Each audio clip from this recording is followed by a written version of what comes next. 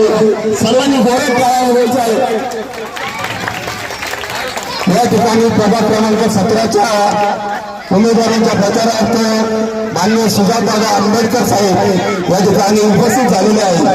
मी चेतन दादा गावडे यांना विनंती करतो की त्यांनी आपलं मनोगत व्यक्त करायचं आहे। मी माझा पूर्ण वेळ सुजाताकडे देतो। समतेचे विचार रुजवणाऱ्या सर्व मामानवांना त्रिवार अभिवादन करतो आणि इथे उपस्थित मंचावरती सर्व मान्यवर उमेदवार, वंचित बहुजन आघाडीचे नेते पदाधिकारी, तसेच इथे उपस्थित माझ्या माता भगिनी, वडीलधारी मंडळी आणि तुम्हा सर्वांना माझा मानाचा प्रेमाचा सप्रेम क्रांतिकारी जय भीम। मित्रांनो, आपल्या सर्वांना माहिती बोलू काय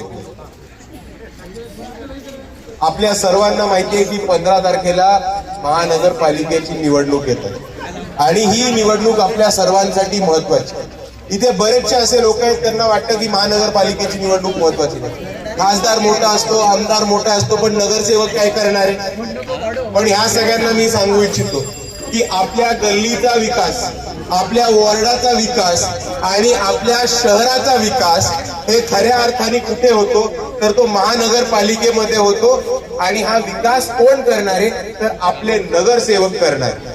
तुमच्या घरी वीज येते, तुमच्या घरी विजेचं मीटर आहे, ते मीटर तुमच्या नावावर आहे, घरी पाण्याचा नळ आहे, दररोज नळाला पाणी येतं का, ते पाणी स्वच्छ आहे का, आपल्या घराची जमीन आणि आपलं घर आपल्या नावावरती झालंय, तुमच्या एरियामध्ये आरोग्य केंद्र आहे का, तुमच्या एरियामध्ये चांगलं हॉस्पिटल आहे, महानगरपालिकेची शाळा चालू आहे का, त्या शाळेमध्ये कसा कारभार चालू आहे, या सगळ्या गोष्टी अवलंबून राहतात महानगरपालिकेवरती आणि तुमच्या नगरसेवकांवरती। आणि म्हणून जर आपल्याला खऱ्या अर्थाने विकास करायचा असेल आणि जर आपल्याला खऱ्या अर्थाने आपल्या वस्तीची हालत बदलायची असेल तर आता वेळ आली आहे सत्तेमधल्या नाकारांना बाहेर टाकायची आणि वंचित बहुजन आघाडीचे उमेदवार निवडून द्यायचे। आणि वंचित बहुजन आघाडीच्या तमाम उमेदवारांच्या वतीने मी आपल्याला आश्वासन देतो की वंचित बहुजन आघाडीचा नगरसेवक निवडून आला किंवा आली की आम्ही सर्वात पहिले दररोज पाणी, स्वच्छ पाणी देण्याचं काम हे नाशिकमध्ये सुरू करून प्रत्येकाच्या घराला नळ देऊन पाण्याचा टॅक्स कमी करण्याचं काम हे नाशिक शहरामध्ये करणार आहोत। दुसऱ्या बाजूला आपली जी महानगरपालिकेची जी शाळा आहे त्या शाळेची अवस्था सुधारून प्रत्येक महानगरपालिकेच्या शाळेमध्ये प्रायव्हेट मध्ये मिळतं त्या दर्जाचं मोफत इंग्लिश मध्ये शिक्षण हे आपल्या लेकरा बाळांना उपलब्ध करून देण्याचं काम हे वंचित बहुजन आघाडी करणार आहे। त्याचबरोबर आपला जो वाढीव टॅक्स आहे तो वाढीव टॅक्स कमी करून इकडच्या लोकांना चांगली आरोग्याची सेवा देण्याचं काम वंचित बहुजन आघाडी नाशिकमध्ये करणार। आणि म्हणून मी आपल्या सर्वांना एवढीच विनंती करतो की ज्या ज्या लोकांनी आतापर्यंत नाशिकचं वाटोळं लावलं, ज्या ज्या लोकांनी आतापर्यंत इकडचा विकास स्थगित केला, ज्या ज्या लोकांनी आपल्या नावाचे पैसे नाशिकच्या विकासाची तिजोरी आणि आपल्या दलित वस्तीच्या विकास कामाचे पैसे ज्या ज्या लोकांनी लुटून खाल्ले त्या लोकांना आज सत्तेच्या बाहेर फेकायची वेळ आलेली आहे आणि वंचित बहुजन आघाडीचे हक्काचे नगरसेवक निवडून द्यायची वेळ आलेली आहे।